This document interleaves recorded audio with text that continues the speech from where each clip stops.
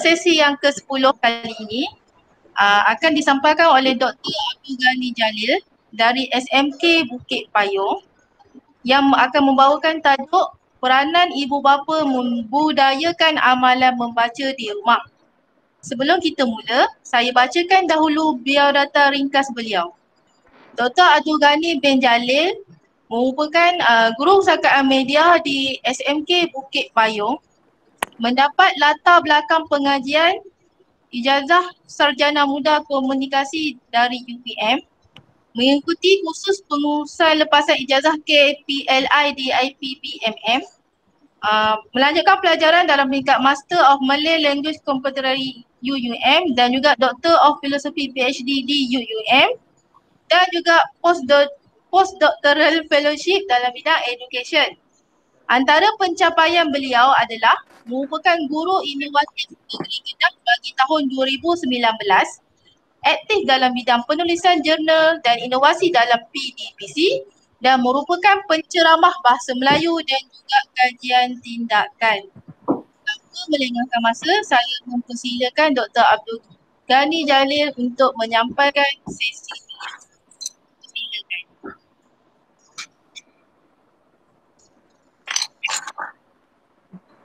Bismillahirrahmanirrahim. Assalamualaikum warahmatullahi wabarakatuh dan selamat petang. Terima kasih kepada Cikgu Nur Rawaidah selaku moderator kita pada petang ini, iaitu dalam segmen Sembang Santai yang bertajuk Peranan Ibu Bapa Membudayakan Amalan Membaca di Rumah. Okey. Sebelum tu saya ingin ucapkan terima kasih juga kepada Tuan Pengarah kita, Tuan Pengarah Jabatan Pendidikan Negeri Kedah iaitu Cikgu Abdul Aziz bin Sulaiman yang menyokong penuh program webinar ini. Kemudian terima kasih juga kepada Encik Ahmad Zahir bin Saad, KPP SSTP JPN, pegawai-pegawai SSTP, rakan-rakan panel yang telah berkongsi ilmu yang sangat bermanfaat. Rakan-rakan moderator, semua AJK Webinar JPM Negeri Kedah, JPM GPM, guru-guru, anak-anak pelajar dan para waris yang sedang mengikuti program ini secara langsung. Semua dengar ke? Dengar doktor, jangan risau. Okey. Bersyukur kita kepada Ilahi kerana kita dapatkan menerus kehidupan seperti biasa. Ya. Alhamdulillah. Sembang santai kita pada petang ini berkaitan peranan ibu bapa dalam membudayakan amalan membaca di rumah. Saya rasa topik ini bukan perkara yang baru, ya. Malah sudah lama dan sering kita dengar peranan ibu bapa dalam konteks amalan membaca. Jadi pada petang ini kita hanya bersantai. Mungkin apa yang dikongsikan sudah diketahui umum. Baiklah. Apabila kita diminta membaca, apa perasaan kita? Baiklah, kalau saya minta Cikgu Ruwaidah minta baca buku, apa perasaan cikgu? Perasaan saya, ya. Rasa seronok untuk membaca. Okey, mungkin ada setengah pendapat kata saya tidak suka membaca. Betul tak? Okey, cuba kita minta anak-anak kita membaca. Apa perasaan dia? Apa respon mereka? Apabila kita minta anak-anak kita ataupun pelajar-pelajar kita supaya sekarang ni kamu kena membaca, apa respon mereka? Baik, kemudian kita buat pilihan pula kepada anak-anak kita, telefon atau buku, mana yang mereka pilih? Telefon atau buku, mana yang mereka akan pilih? Sudah tentu mereka akan pilih telefon berbanding dengan buku. Jadi saya yakin apabila kita buat pilihan yang macam itu, pelajar-pelajar ataupun anak kita lebih suka memilih buku. Jadi di sini Itu yang dikatakan pentingnya peranan ibu bapa tu, ya, dalam memupuk minat membaca dalam kalangan anak-anak di rumah tu. Baik. Yang sebenarnya amalan membaca perlu dipupuk pada peringkat awal usia. Dan peranan ibu bapa inilah yang amat penting bagi memastikan tabiat membaca anak dapat ditanam seawal usia. Kerana apa? Okey. Ibu bapa ni ialah tonggak sesebuah keluarga.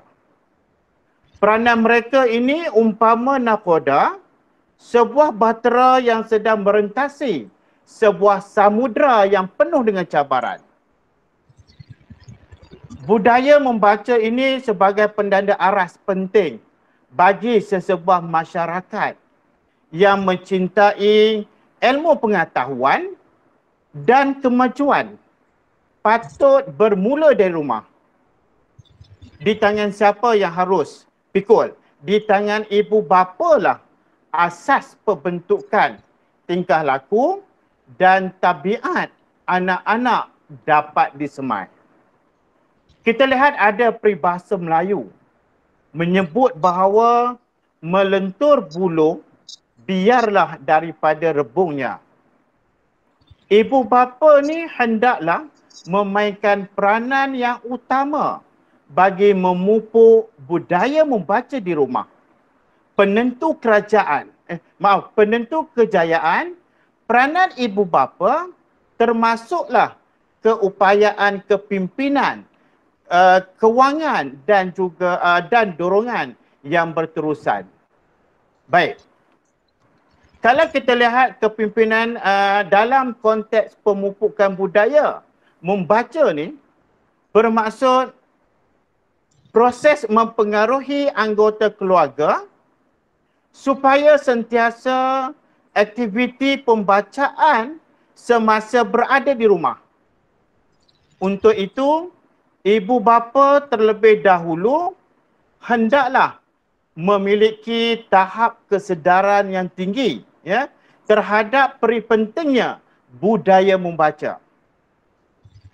Kesedaran itu kemudian dipanjangkan kepada anak-anak supaya mereka juga memiliki tahap kesedaran yang sama dengan ibu bapa mereka. Kesedaran tentang budaya membaca dizahirkan menerusi minat ibu bapa terhadap bahan bacaan, menerusi percakapan dan juga perbuatan. Pendek kata, kesedaran ibu bapa ni adalah asas pemupukan budaya membaca di rumah. Kalau tuan-tuan dan puan ingat cogan kata, ya, cogan kata kepimpinan menerusi teladan tu. Sudah biasa kita baca dan kita dengar. Sebagai pemimpin keluarga, ibu bapa ini ialah suri teladan terdekat kepada anak-anak. Ibu bapa dan anak-anak bukan sahaja memiliki hubungan biologi yang jelas, bahkan sebahagian besar pembawaan dan tabiat ibu bapa itu turut diwarisi oleh anak-anak. Jadi, peranan ibu bapa ini dalam proses pemupukan budaya membaca ialah satu pengukuhan pengaruh positif secara konsisten. Ibu bapa bukan hanya menggesa anak-anak supaya membaca. Sebaliknya, mereka sendiri perlu menunjukkan teladan amalan membaca yang ketara. Barulah anak-anak akan ikut apa yang dilakukan oleh ibu bapa semasa berada di rumah. Doktor? Ya, saya. Jelaskan dengan lebih lanjut apa yang dikatakan dengan kepimpinan ibu bapa dalam konteks pemupukan budaya membaca. Okey, terima kasih atas soalan yang diajukan oleh cikgu tu. Baik. Berkaitan dengan peranan yang boleh dimainkan kan untuk menggalakkan ahli-ahli keluarga membaca tu. Okey, memang banyak peranan. Okey, sebagai pemimpin keluarga, ya, kita sebagai pemimpin keluarga, guru-guru, ibu bapa, ya, ibu bapa ni berperanan merancang jadual kegiatan keluarga. Ya, jadi apa yang kita lihat sekarang ni, jarang sekali ibu bapa merancang jadual kegiatan keluarga. Ya, jadi maksud apa yang dikatakan dengan merancang jadual kegiatan keluarga ini termasuklah peruntukan waktu membaca bagi seisi keluarga. Kita tidak nafikan bahawa kemungkinan ada ibu bapa mungkin sibuk, ya, dengan pekerjaan dan urusan rumah tangga yang lain. Tetapi tiada sebarang sebab yang munasabah mengizinkan berlakunya pengabaian kegiatan seisi keluarga termasuklah pembacaan. Misalnya, ibu bapa boleh mengumpulkan seisi keluarga, ya, di ruang tamu sambil memegang bahan bacaan yang bermanfaat seperti buku ataupun majalah ataupun kitab ataupun kita boleh baca Al-Quran bersama-sama, ya. Kemudian sebarang gangguan terhadap tumpuan pembacaan, ya, seperti okey, sekarang ni kita lebih kepada fokus kepada telefon, ya. Maksudnya semasa program ataupun semasa aktiviti bacaan itu pastikan tiada sebarang gangguan, ya, seperti TV ditutupkan, siaran radio kita tutupkan, telefon kita simpan dahulu. Maksudnya di sini apabila kita buat macam itu, maka peruntukan waktu senyap di rumah akan membuka laluan supaya tabiat membaca berkembang dan menjadi kebiasaan di rumah. Ya, tapi sekarang ni kalau kita tengok masyarakat sekarang ini memang jarang berkumpul bersama keluarga, ambil buku dan membaca buku bersama. Jadi sekarang ni apa yang kita lihat masing-masing dengan dunia masing-masing, dengan adanya gadgetnya, dengan adanya macam-macam yang berkaitan dengan teknologi. Masing-masing buat kerja masing-masing. Budaya pembacaan berkumpulan ataupun satu keluarga sudah tidak wujud. Jadi apabila benda itu tidak berlaku, macam mana kita nak menggalakkan aktiviti pembacaan di rumah itu? Ya? Okey. Seterusnya, ibu bapa juga mesti meluangkan masa bersama anak-anak untuk berkunjung ke perpustakaan awam ataupun ke perpustakaan desa. Jadi saya cadangkan, mungkin di sekolah, PSS sekolah juga kita boleh mencadangkan bahawa ibu bapa boleh bawa anak-anak mereka pergi ke pusat sumber sekolah untuk membaca sama-sama. Ya. Okey. Misalnya pada hujung minggu, ya, selepas sarapan pagi, seksi keluarga bergerak menuju ke perpustakaan ataupun ke pusat sumber sekolah ke, ya, dalam tempoh 1 ataupun 2 jam. Maksudnya kalau kita buat program macam itu, saya yakin percaya pemupukan budaya membaca itu dalam kalangan anak-anak dapat kita semaikan, ya. Okey, kemudian ibu bapa juga boleh membantu anak-anak untuk memahami bahan bacaan pilihan masing-masing, ya. Ibu bapa mesti sanggup menerukan tahap komunikasi supaya setara dengan anak-anak semasa aktiviti pembacaan itu. Jadi maksudnya aktiviti pembacaan itu tidak bersifat beban yang berat atau membosankan. Maksudnya di sini kita ikut level anak-anak kita macam mana. Kalau anak-anak kita darjah 1, darjah 2, kita sediakan ataupun kita sediakan buku yang ikut tahap mereka sendiri. Jangan kita paksakan baca buku-buku yang tebal. Akhirnya budak-budak itu akan jadi bosan dan dia akan rasa malas membaca. Jadi itu yang dikatakan ibu bapa dia kena turun tahap dia tu supaya sama level dengan anak mereka itu. Ya.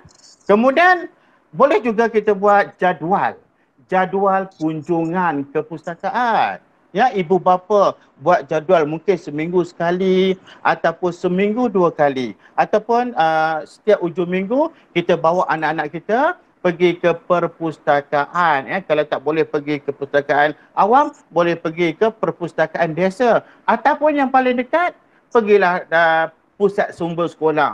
Bawa anak-anak. Ya. Dan kita ada JPM yang hebat berada di sekolah tu, kita boleh tunggu kalau waris nak pergi membaca buku ataupun nak buat pinjaman buku untuk mereka, ya. Okey. Kemudian dari segi belanjawan, memang ya apabila kita nak sediakan buku tu memang kena ada duit. Okey, belanjawan keluarga memang perlu dirancang, ya, dengan berhemah bagi memenuhi semua keperluan. Walaupun pendapatan ibu bapa ini mungkin tidak sebanyak mana, ya, di samping melangsaikan segala perbelanjaan asas rumah tangga, ya, peruntukan untuk membeli bahan bacaan harus ada walaupun sedikit, ya.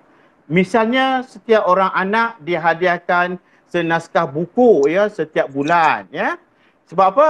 Kini buku dan bacaan yang bermutu tidak hanya dijual di toko buku yang besar. Bahkan di pasar malam ataupun orang kata di pasar tani ataupun di net juga ada jual buku. Terutamanya buku-buku yang terpakai, yang masih baru. Ya. Kemudian penerbit buku juga mungkin boleh mengadakan pameran buku bergerak, ya, dengan tawaran potongan harga yang menarik. Ibu bapa boleh membeli bahan bacaan yang bersesuaian sambil dapat berjimat. Okey. Selain itu, kegiatan bacaan di rumah juga menjadi lebih selesa jika terdapat suasana fizikal rumah yang sesuai, ya. Tidak semestinya rumah itu besar, rumah itu cantik, ya. Barulah boleh sediakan suasana bacaan yang sesuai. Padahal rumah kecil juga kita boleh buat, kita boleh jadikan suasana tempat bacaan itu, ya. Okay. Ibu bapa boleh mengatur susunan perabot yang menyokong aktiviti pembacaan, ya. Ruang tamu tidak hanya dipenuhi dengan rak cakra pada hiburan, tetapi didominasi oleh bacaan-bacaan yang menarik, ya, yang berdekatan dengan set TV. Juga tertera slogan seperti baca buku dahulu kemudian baharu menonton. Kita buat tak macam tu? Ya, kita nak buat galakan, kita nak suruh anak kita baca, baik, kita bagi syarat. Okey, sebelum nak menonton TV, baca buku dulu. Ataupun kita tulis itu, ataupun kita tulis dekat sebelah TV, okey, baca buku dahulu, kemudian baru menonton. Macam tu, ya.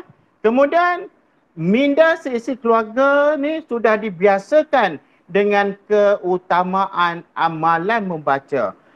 Okey, disiplin dalam pembacaan juga diterapkan dalam kalangan anak-anak.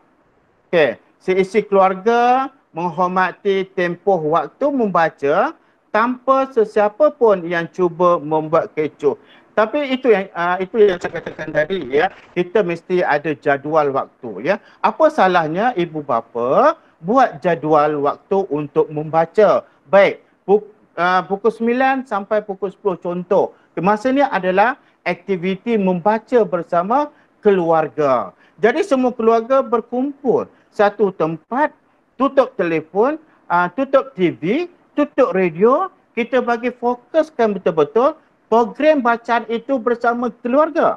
Saya yakin dan saya percaya bahawa apabila ketua keluarga itu memainkan peranan yang betul, peranan yang bersungguh-sungguh dalam menggalakkan aktiviti membaca, sudah pasti anak-anak itu akan minat dengan membaca tu. Ya? Okey. Pendek kata, ibu bapa ni berperanan besar dalam menyediakan suasana membaca di rumah. Okey. Kalau kita tengok ya, di negara maju seperti Jepun ya dan Jerman ya, di sana terdapat satu pasaraya buku yang khusus. Ya. Di Malaysia, walaupun gedung besar seumpama itu belum wujud, sekurang-kurangnya terdapat kedai buku ya di kedai atau pasaraya utama ya. Ibu bapa boleh memainkan peranan memupuk budaya membaca di rumah dengan mengajak anak-anak mengunjungi premis kedai buku yang berkenaan. Okey. Kunjungan ke kedai buku bukan bererti untuk membuat belian bahan bacaan saja dalam kuantiti yang banyak. Sebaliknya, ibu bapa menetapkan senaskah buku bagi setiap orang anak. Okay. Tujuan sampingan ke kedai buku ni adalah untuk membuat tinjauan judul buku terkini. Ibu bapa boleh memberitahu anak-anak supaya merujuk buku-buku yang berharga mahal. Kita boleh rujuk di perpustakaan awam ataupun boleh rujuk di pusat sumber sekolah. Ya, okey. Kemudian kalau kita tengok ya, anak-anak yang masih mentah ni mungkin sekali tidak konsisten dalam amalan bacaan mereka. Umpama bunga yang mudah layu, ya, siraman air akan mengembalikan kesegarannya. Anak-anak kita ni kena sentiasa diketuk, disuruh dan diumpat, ya, barulah mereka akan bergerak, ya. Lebih-lebih lagi apabila kita minta mereka membaca, ya. Apabila kita minta mereka membaca, sudah pasti mereka ini akan banyak bagi alasan. Ya, bukan kita suruh budak saja baca. Malah orang dewasa sendiri pun sekarang ini jarang ataupun kurang minat membaca. Ya. Okey, maka demikian juga dengan anak-anak yang mungkin tergoda dengan aktiviti lain yang lebih santai dan ringan hingga melanggar peruntukan waktu untuk pembacaan.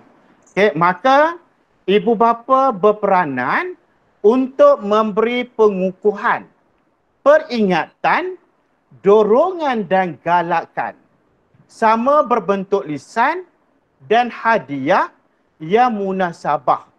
Ya, pujian yang dihamburkan, yang dibagi oleh ibu bapa hendaklah dilakukan dengan bersungguh-sungguh, ikhlas dan suci hati.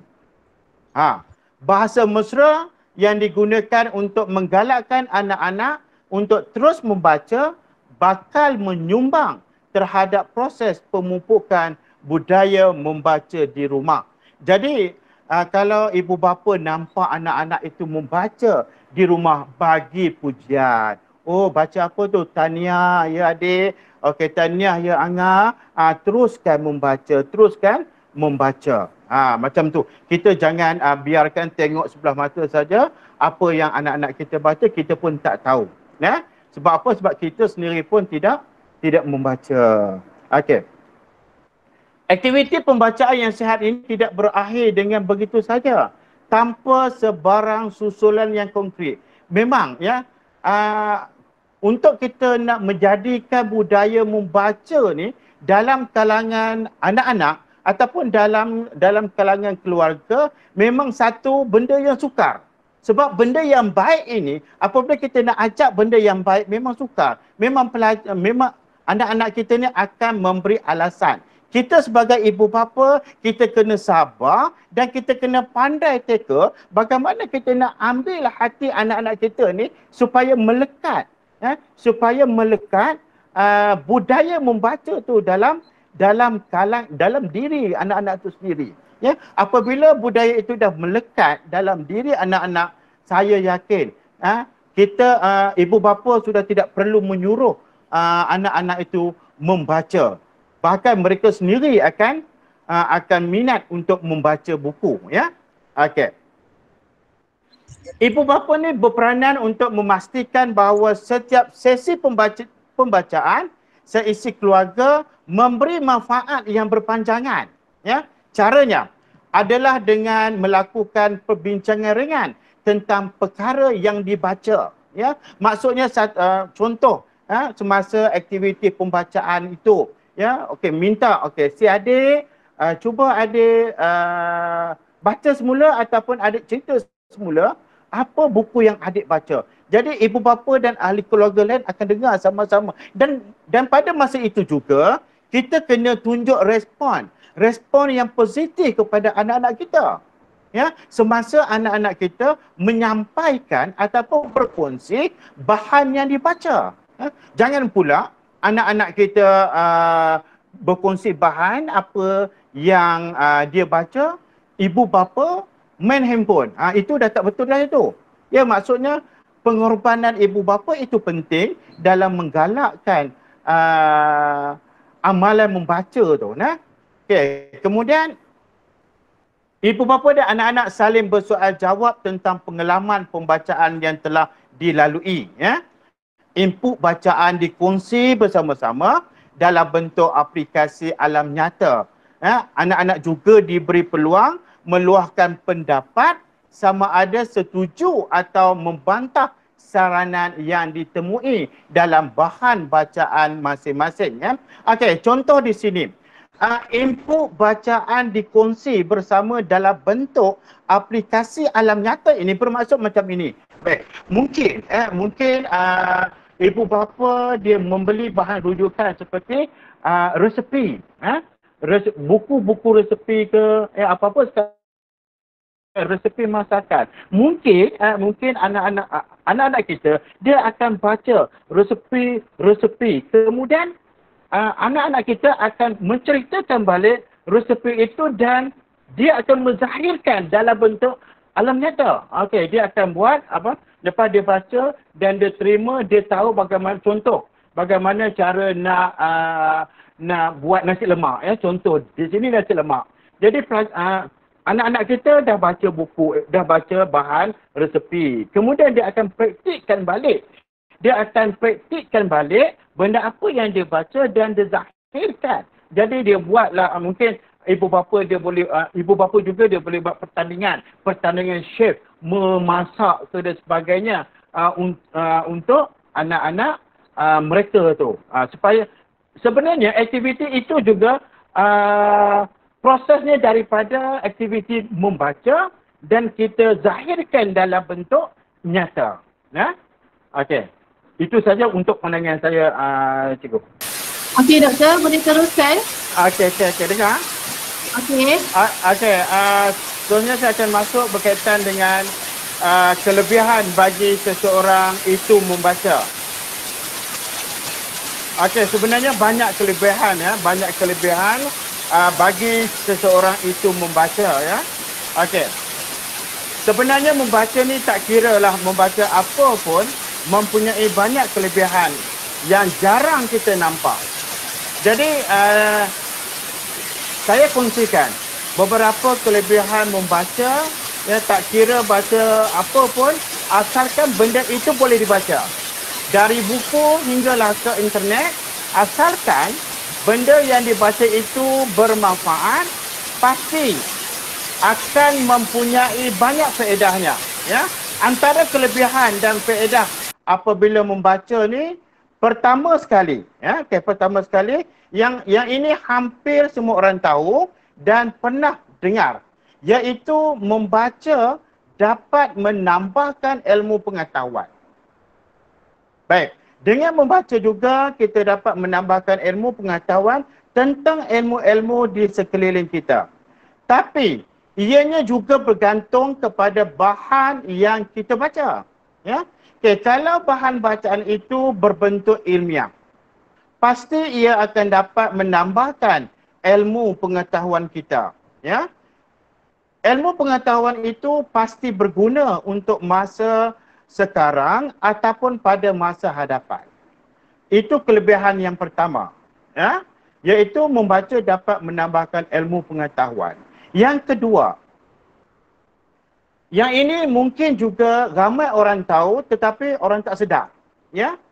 Okey, sebenarnya membaca ni adalah satu senaman. Ya, satu senaman. Membaca adalah satu senaman minda. Ya. Kita akan menghadapi hari-hari yang tenang kerana dapat berfikir dengan baik.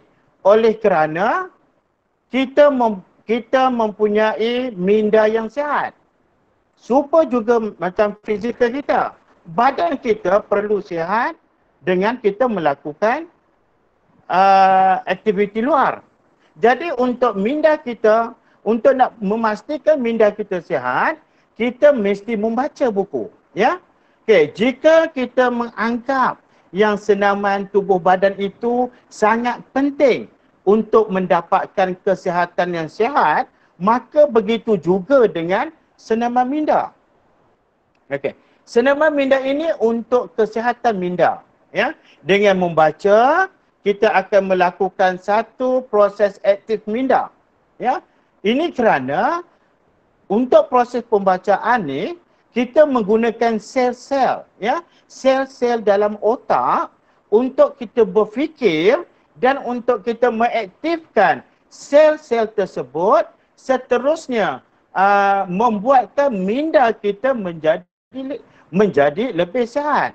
Itulah di sekolah kita ada program nilam. Jadi guru-guru nilam ataupun guru-guru kena memastikan, kena memaklumkan pada pelajar apa kelebihan membaca.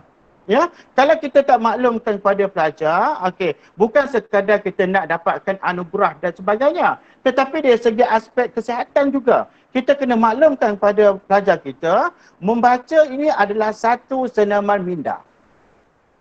Okey. Kemudian yang kedua, jika kita rajin membaca, kita akan lebih fokus. Okey, banyak membaca kita lebih fokus. Fokusnya adalah memberi tumpuan, ya, dengan sepenuhnya dalam apa sahaja perkara yang dilakukan. Ya, kelebihan apabila kita fokus ni, kita tidak akan jadi kelam kabut. Ya, jika menghadapi sebarang situasi ataupun masalah, ya, kita dapat memberi tumpuan sepenuhnya untuk menyelesaikan sesuatu masalah itu, dan sudah semestinya kita akan dapat menyelesaikan masalah itu dengan tenang. Ya, itu kelebihan sesiapa yang membaca, bukan kepada anak-anak saja, bukan kepada pelajar saja, kepada kita sendiri, orang dewasa juga sama juga kelebihan yang diperoleh oleh anak-anak ke ataupun oleh pelajar-pelajar kita sendiri, ya. Okey. Kemudian kelebihan yang lain kalau kita tengok, ya. Membaca juga akan meningkatkan memori kita. Okey, kalau kita tidak menggunakan memori, lama-lama memori kita akan jadi lemah.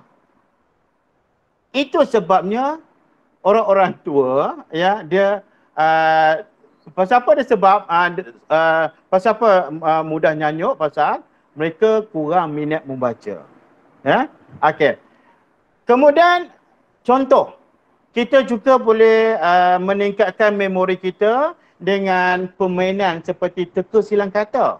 Ya, akan mengurangkan risiko untuk nyanyuk di hari tua. Walaupun membaca ni bukan sejenis permainan, ia juga dapat membantu meregangkan otot-otot memori dalam cara yang sama seperti kita bermain permainan yang menggunakan memori. Okey, ini kerana membaca memerlukan ingatan lebih lanjut tentang apa yang kita baca. Secara tidak langsung akan dapat meningkatkan kekuatan memori kita sendiri. Baik, yang kelima. Okay. Selain pada itu, membaca juga dapat meningkatkan disiplin dalam diri. Ya. Okey, pelajar-pelajar kita. Kalau kita lihat pelajar yang berjaya adalah pelajar yang suka membaca. Ya. Pelajar yang tidak suka membaca, kita tengok dia punya keadaan dia. Ya. Okey, meningkatkan disiplin dalam diri adalah sukar bagi sesetengah orang. Ya. Okey. Apabila kita dah percaya meningkatkan disiplin dalam diri kita, ya, sebagai ibu bapa tak sukar kita nak mengarahkan anak-anak kita terus membaca, ya. Okey. Membaca akan melatih kita untuk menjadi seorang yang berdisiplin. Ini kerana apabila kita selalu membaca, kita telah membuatkan masa membaca sesuatu yang kita tahu dan kita mesti lakukan pada masa-masa tertentu. Tapi ada siapa-siapa tak yang membuat jadual membaca dalam sehari? Okey. Mungkin yang dengar pada hari ini mungkin guru-guru ataupun ibu bapa yang sedang mendengar segmen petang ini, mungkin mereka adalah tergolong daripada insan yang membuat jadual membaca. Ya. Okey, sebenarnya kalau kita ikut kajian, memang sedikit sahaja orang yang membuat jadual untuk membaca. Okey. Itulah sebabnya apabila kita menambahkan aktiviti membaca dalam jadual seharian dan sentiasa melakukan, kita akan meningkatkan tahap disiplin dalam diri kita. Ya? Okey. Mungkin merasa tidak selesa jika tidak membaca pada satu hari. Ini bermakna tahap disiplin untuk membaca dalam diri sangat tinggi. Ya, itu sebabnya kita kena buat, ya. Kita menggalakkan ibu bapa buat jadual membaca. Ya. Untuk anak-anak dan juga untuk seisi keluarga. Okey. Kemudian kelebihan lagi membaca ni. Kelebihan lain membaca ni akan meningkatkan kreativiti dalam kotak fikiran. Okey. Apabila seseorang itu rajin membaca tentang kepelbagaian kehidupan, dan ini akan memberikan kita inspirasi kepada idea-idea yang baru. Dengan penambahan maklumat-maklumat yang lebih akan membantu memajukan bahagian kreatif dalam minda kita, di mana ia menyerap pembaharuan ke dalam proses pemikiran.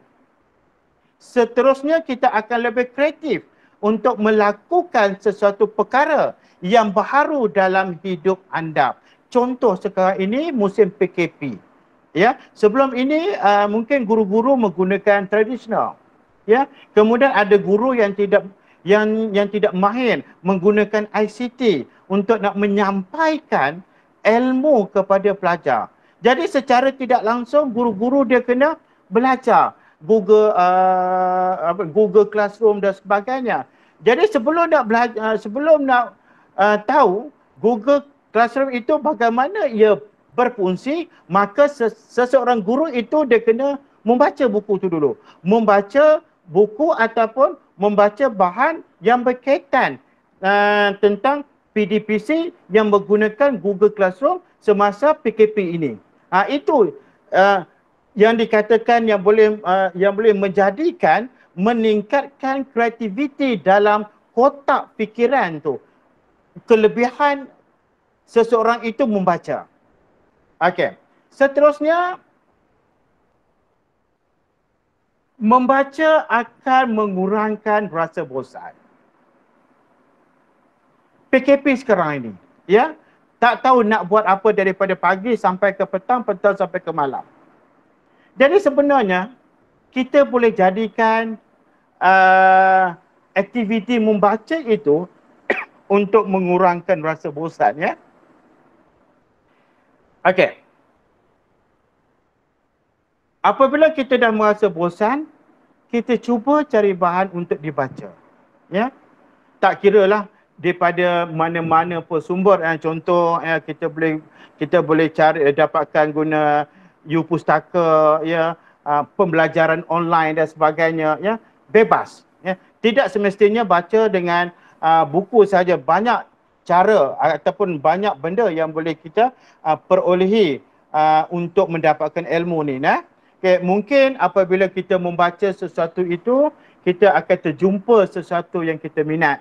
Maka akan merasa kurang bosan dan seterusnya menghentikan rasa bosan kita sendiri, ya. Jadi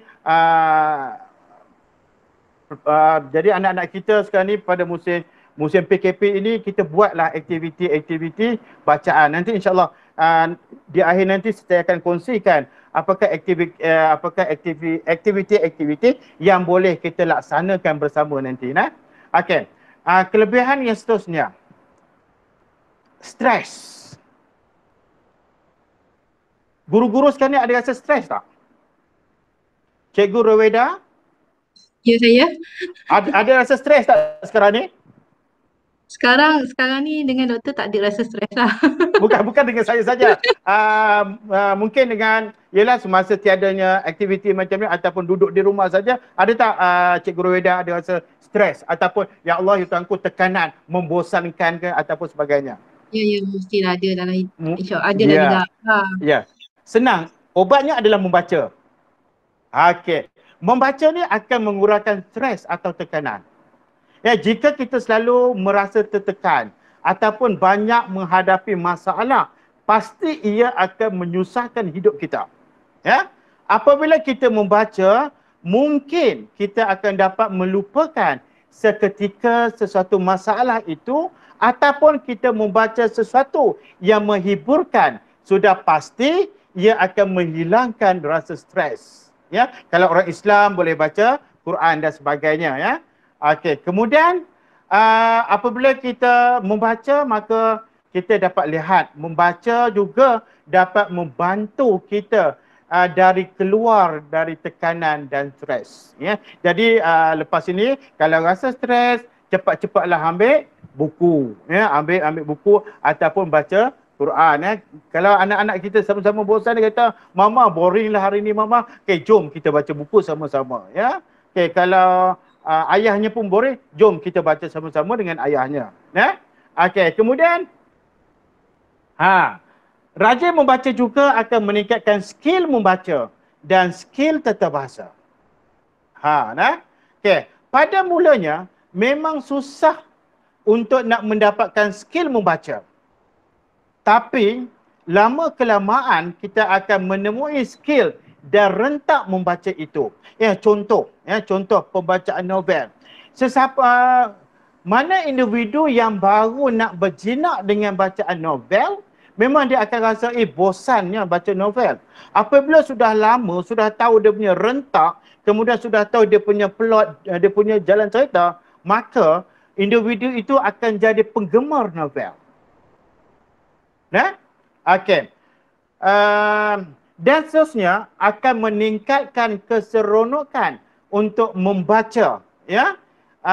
Jika sudah menemui skill dan rentak itu sendiri, ya, dengan skill dan rentak inilah tidak akan cepat merasa bosan, malah semakin seronok untuk membaca dan terus membaca, ya. Untuk pengetahuan Cikgu Roweda, saya ni hari-hari kena baca buku Cikgu Roweda.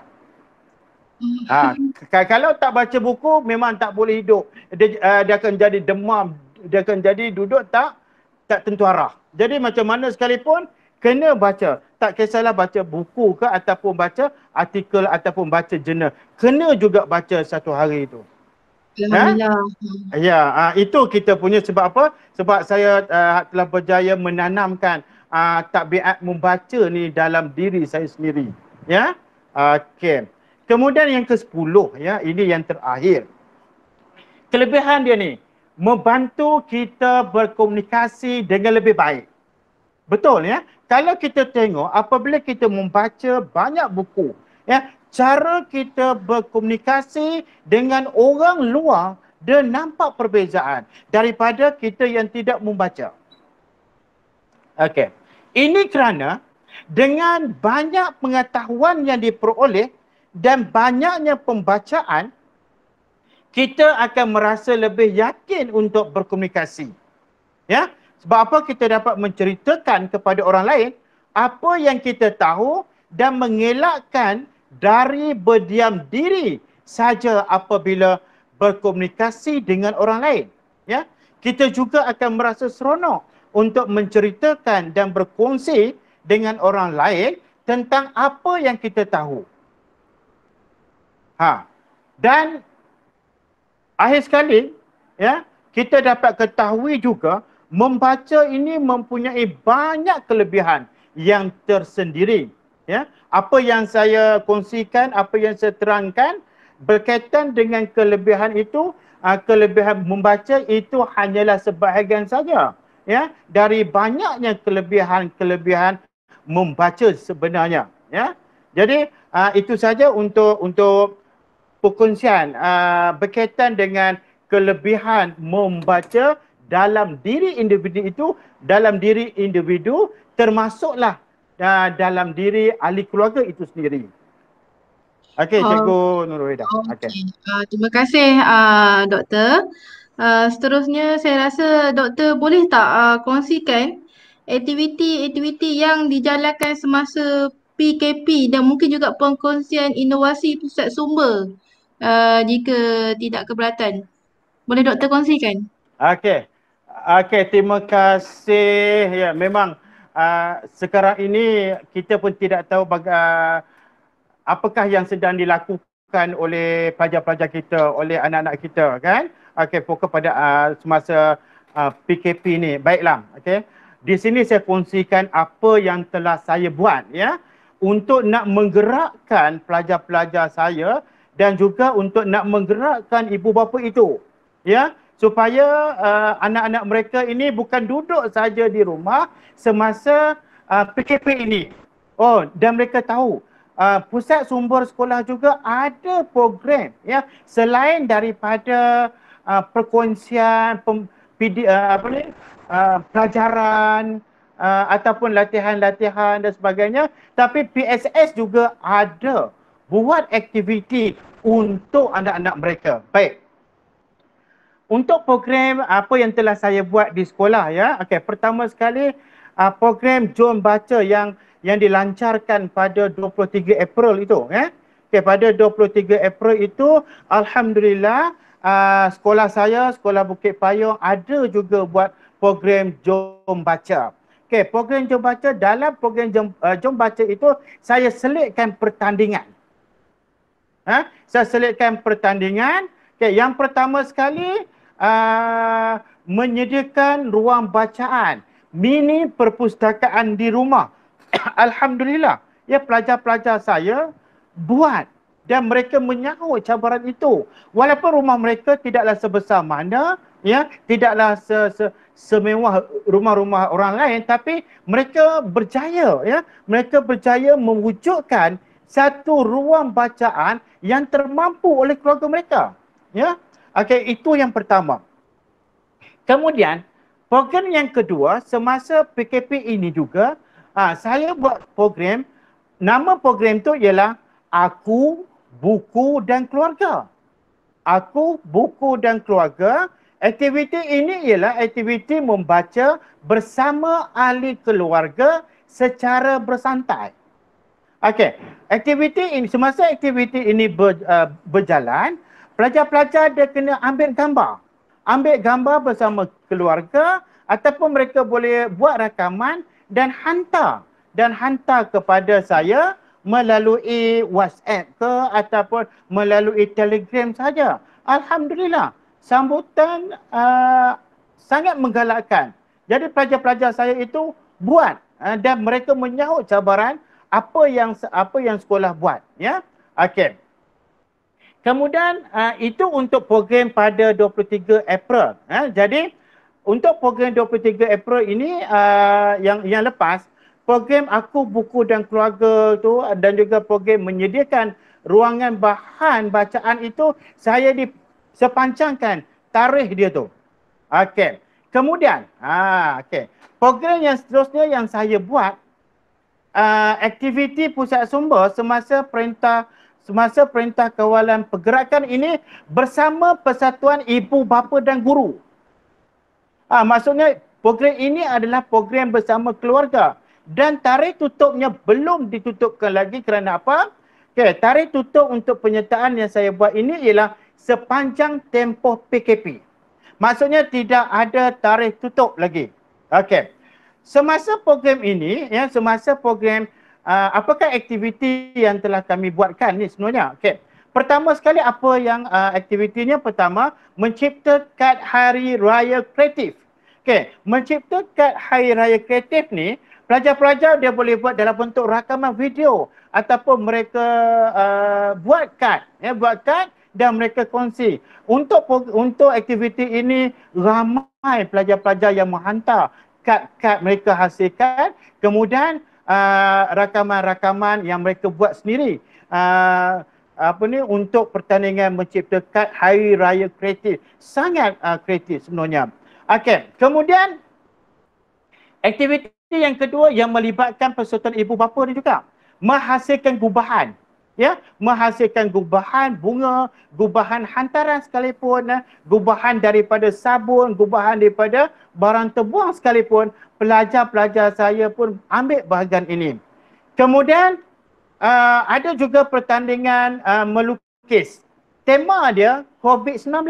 Jadi pelajar-pelajar saya ni dia melukis dan dia menghasilkan lukisan yang sangat kreatif yang temanya COVID-19. Jadi kita tengok lukisan pelajar-pelajar kita ni, kita sendiri pun tak terfikir, oh rupanya COVID-19 ni macam ini. Mereka boleh gambarkan COVID-19 itu macam tu. Jadi itu antara dua, ya. Kemudian ada juga satu lagi program saya buat, pertandingan aku seorang chef, tukang masak. Jadi pelajar-pelajar dia buat rakaman, ya, dia buat rakaman cara seorang chef, cara seorang tukang masak.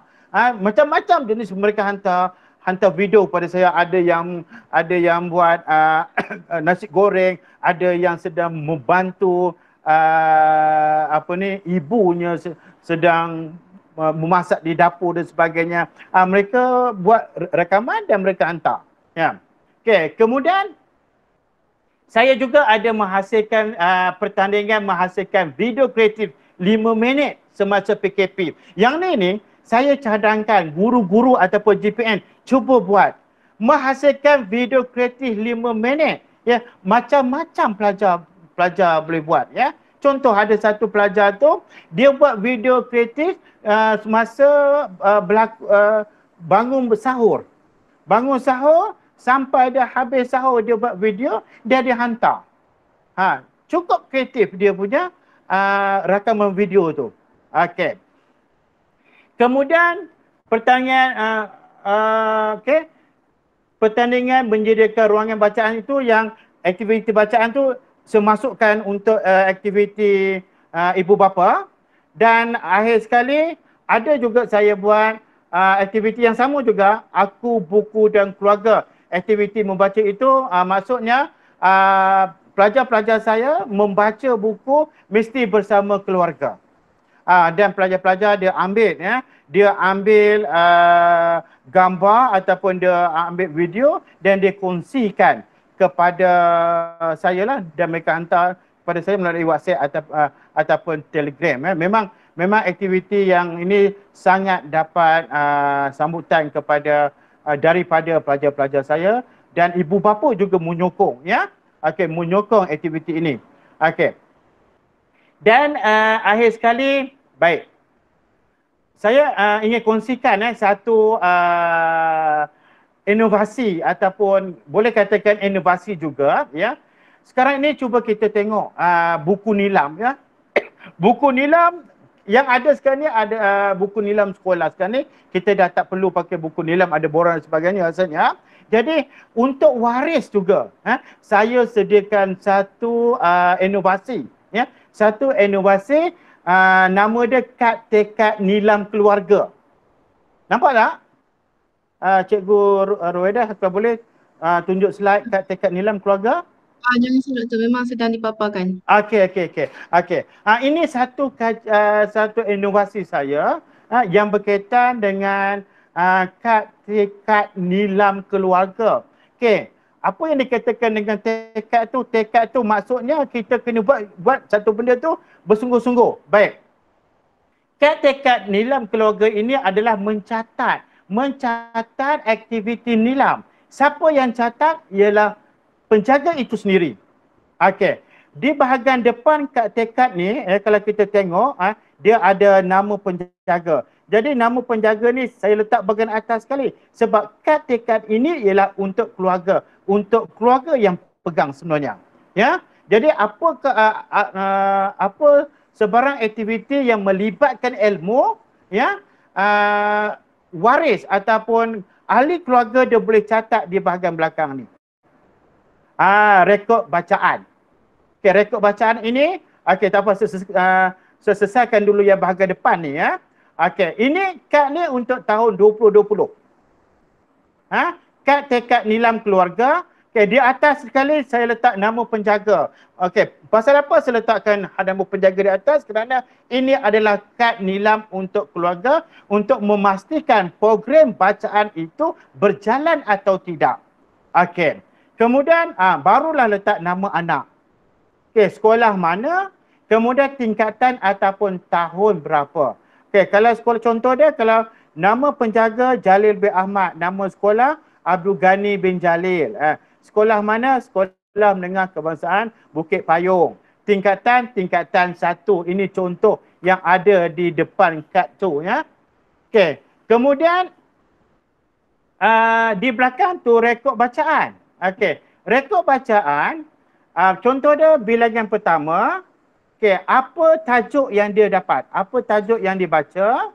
Okey, yang ni benda apa? Contoh dia, dia kata dia cerita pasal cara-cara memasak ataupun cara-cara membuat kuih karipap katakan. Jadi sumber mana yang dia dapat? Ya, sumber daripada bahan bacaan ke ataupun sumber daripada ibu dia sendiri sekalipun dia kena tulis di sini sumber daripada ibunya. Okey, kemudian di sini mesti ada tanda tangan. Tanda tangan siapa? Tanda tangan ibu dia ataupun tanda tangan ahli keluarga dan juga tarikh dia. Okey, tarikh ni bila? Okey, kemudian tajuk ni tajuk apa yang dia kongsi, sumber ni bebas. Sumber daripada bahan bacaan ke, majalah ke ataupun dari segi mungkin dia dengar cerita daripada kawan-kawan, dia kena tuliskan sumber ni lah. Ya. Kemudian tanda tangan ini pastikan tanda tangan keluarga dan kad ini hendaklah disimpan oleh keluarga. Dan baik, secara tidak langsung apabila pelajar itu rekod di sini, dia boleh juga rekod di nilam sekolah punya. Jadi secara tidak langsung penambahan jumlah bacaan nilam juga akan meningkat. Mulanya daripada rumah dan dibawa kepada sekolah. Kalau dia baca di sekolah buku tu, dia boleh tulis di sini dan dia kena ceritalah kepada ibu bapa mereka. Okey, contohnya kalau di sini ada 30 ruangan. Jadi selesai yang ni ibu bapa pandai-pandai lah ya nak bagi galakkan anak-anak membaca. Okey, dia boleh bagilah hadiah. Okey, siapa habis satu kad? Okey, ibu bapa kita bagilah hadiah dalam bentuk apa sekalipun sebab kita nak menerapkan anak-anak kita baca, kita bagilah hadiah yang berbentuk buku tu. Tidak semestinya buku itu mahal ya. Buku murah pun tak apa ya. Yang penting bahan itu adalah bahan yang memberi manfaat kepada anak-anak kita tu. Supaya secara tidak langsung dengan adanya program ini, maka tabiat membaca itu dapat diterapkan dalam diri anak-anak kita dan juga diri pelajar-pelajar kita sebenarnya. Okey, itu saja Cikgu Ruwaida. Okey, Doktor.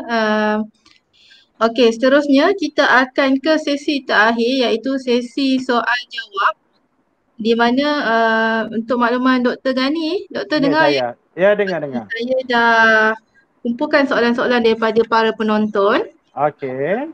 Saya mulakan dengan soalan yang pertama. Jauh soalan ni daripada seberang Laut Cina Selatan. Itu dia. Daripada Puan Yong Siu Chow daripada Sarawak. Dia Okey. bertanya, bagaimana kalau ibu bapa yang tidak tahu membaca atau tidak kenal huruf? Macam mana mereka boleh jadi role model untuk tunjuk sikap minat membaca kepada anak mereka? Silakan Doktor. Okey. Itu jawapan yang mencabar rasanya kan. Okey, tak apa. Okey. Ini mungkin jawapan boleh katakan dalam bentuk ilmiah sedikit ya, yang berkaitan dengan masalah ibu bapa yang tidak boleh membaca, okey, yang tidak maksudnya ibu bapa yang buta huruf. Jadi mudah sahaja sebenarnya ya. Okey. Ibu bapa kalau mereka tidak boleh membaca ya, ataupun buta huruf ya, mereka boleh bawa anak-anak mereka pergi ke perpustakaan. Ya, pergi ke perpustakaan ataupun boleh juga ibu bapa dia boleh bagi hadiah dalam bentuk buku. Ataupun boleh juga buat aktiviti bersama. Hanya sekadar kan sekarang ni ada banyak buku-buku yang bergambar ya, buku-buku yang guna audio, yang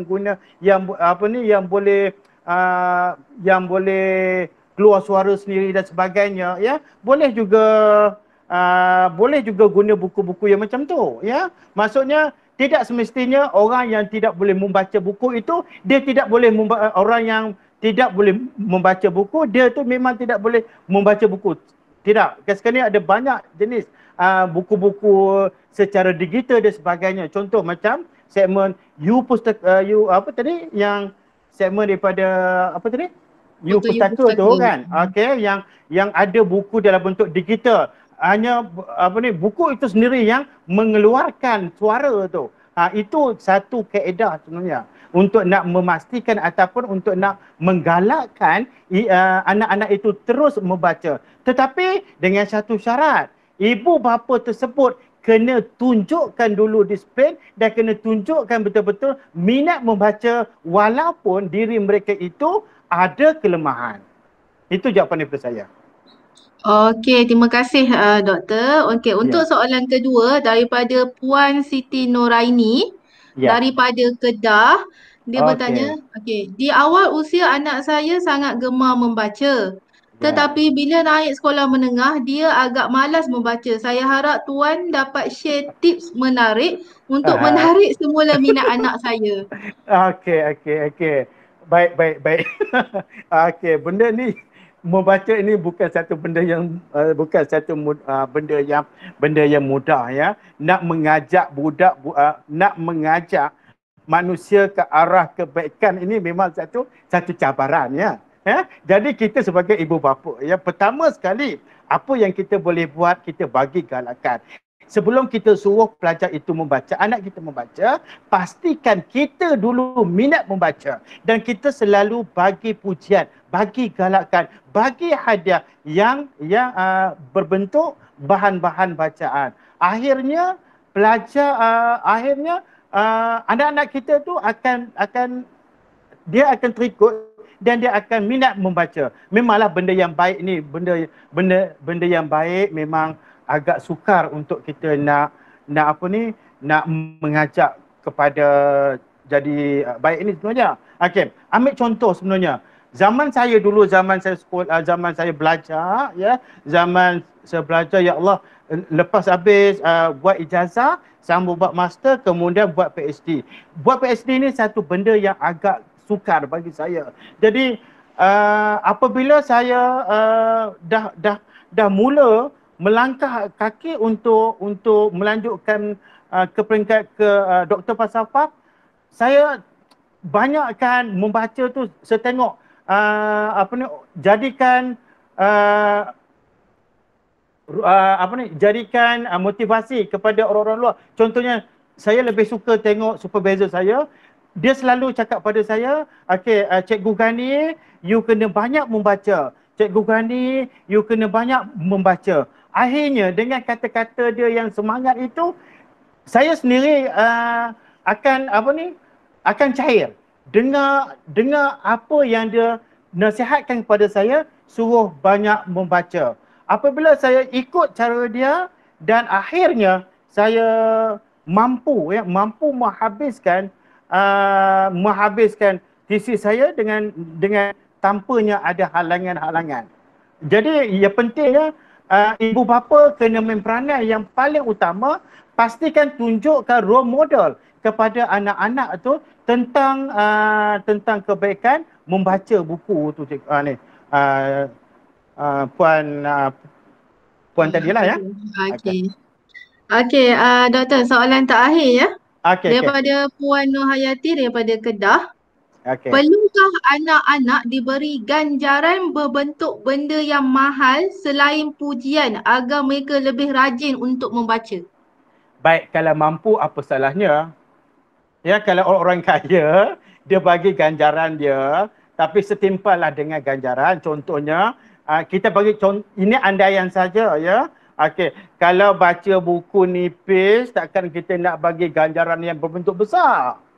Ya, kita boleh bagi ganjaran ya, bagi kita boleh bagi ganjaran mengikut kemampuan kita ya. Kalau kita mampu bagi ganjaran yang bentuk yang ataupun kos yang agak besar nilai, kita pastikan kita letakkan syarat baik. Kalau nak satu benda ini, contoh dia kalau nak handphone, kita ambil contoh. Pastikan kamu habiskan baca buku ni, contoh dia dalam 30 buah ni dalam masa 2 bulan. Ambil contoh macam tu. Kemudian pastikan buku ini kamu menguasai betul-betul buku ini dan kamu boleh cerita dengan kawan-kawan kamu di sekolah ataupun boleh cerita depan ibu bapa tu, barulah kita bagi hadiah yang agak besar ya.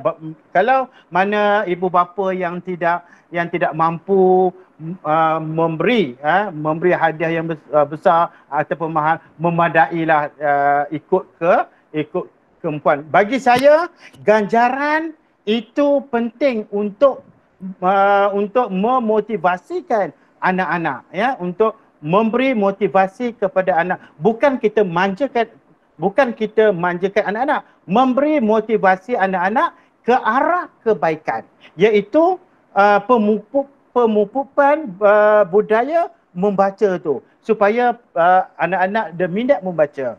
Okey, sekian. Okey, Doktor. Alhamdulillah kita sudah sampai ke penghujung sesi. Terima kasih kami ucapkan kepada Dr. Ghani kerana sudi berkongsi ilmu dengan kita semua pada hari ini. Terima kasih juga kepada para penonton yang setia menunggu sehingga ke hujung sesi.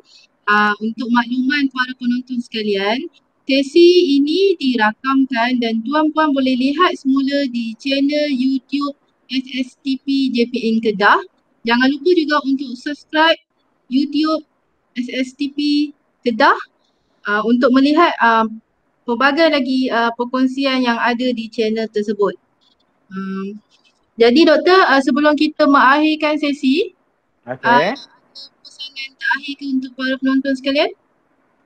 Okey, sebelum di berakhir, saya ingin mohon maaf ya, andai kata perkongsian ini tidak menepati ataupun tidak memberi tidak menepati dengan apa yang saya katakan tadi, dan saya haraplah kepada ibu bapa ya untuk nak menggalakkan anak-anak kita terus membaca dan juga nak menyemai budaya membaca dalam diri anak-anak, bermulanya daripada keluarga. Ya, itu saja daripada saya. Sekian, Assalamualaikum warahmatullahi wabarakatuh. Waalaikumsalam. Terima kasih Dr. Abdul Ghani Jalil. Okey, sebelum kita menutup sesi ini, kami paparkan iklan untuk sesi seterusnya iaitu pada 12 Mei nanti ya.